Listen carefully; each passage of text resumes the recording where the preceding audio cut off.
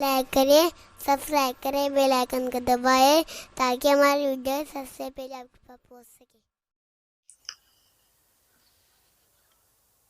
آپ ذرا قرآن کے انداز کو دیکھیں، قرآن کے تیور کو دیکھیں، قرآن کے بیان کو دیکھیں۔ اسی طرح سے دوسری جگہ نیکی کو کھولا گیا، اور کیا ہی خوب انداز میں کھولا گیا دوسرے پارے کے اندر۔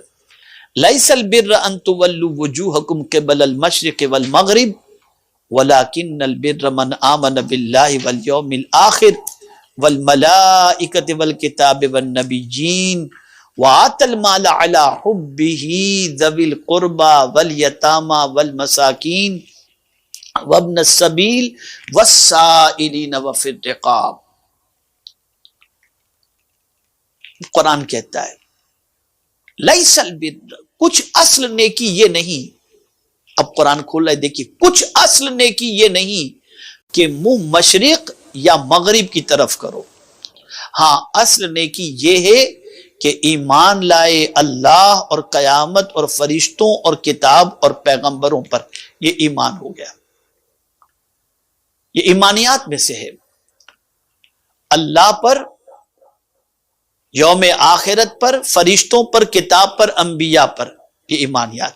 اب اس کے بعد جس چیز کو قرآن نے نیکی کے حوالے سے فرمایا اسے دیکھیں، وَآتَى الْمَالَ عَلَى حُبِّهِ ذوی القربى والیتامى والمساکین وابن السبیل، اور اللہ کی محبت میں، اللہ اکبر، اللہ کی محبت میں اپنا عزیز مال یعنی پسندیدہ، وعلی حبہ، علی حبہ، اپنا پسندیدہ مال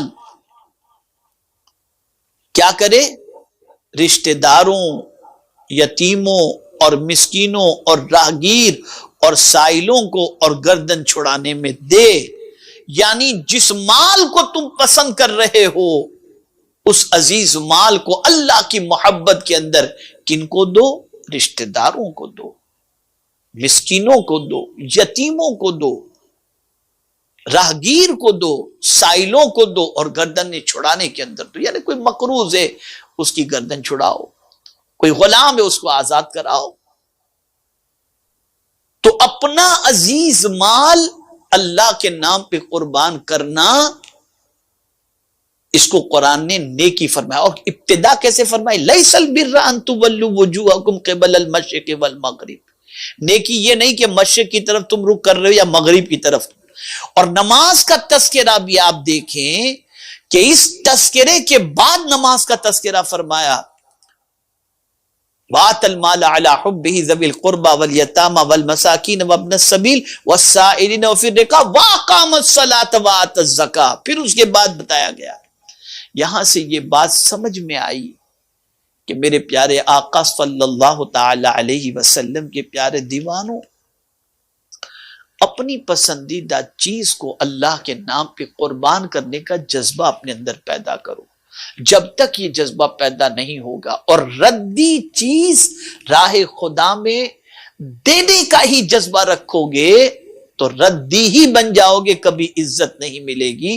اور اگر چاہتے ہو کہ اللہ تعالیٰ قرآن کے اسرار و رموز کھول دے، قرآن کا فیضان کھول دے، قرآن کی برکتیں کھول دے، قرآن کے نور کو کھول دے، تو اپنی پسندیدہ چیز کو بھی اللہ کے نام پہ خرچ کرو۔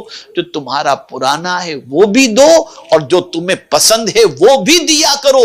صرف پرانا ہی نہ ہو، صرف باسی ہی نہ ہو، کبھی اپنی پسندیدہ چیز بھی اللہ کے نام پہ قربان کرنے کا جذبہ رکھو، تاکہ اللہ تعالیٰ قرآن جو ہے اس کے اسرار و رموز کو کھول دے۔ یہ نیکی کا تصور اور یہ نیکی کا کانسیپٹ اللہ کی کتاب نے ہمیں عطا فرمایا۔